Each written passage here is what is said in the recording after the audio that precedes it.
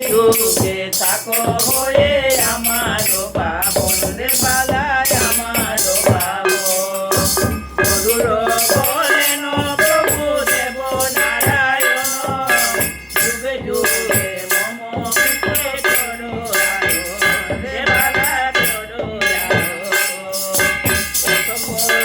বন্দে পক্ষী কৃষ্ণ চরণ সন্তোষ হইয়া গেল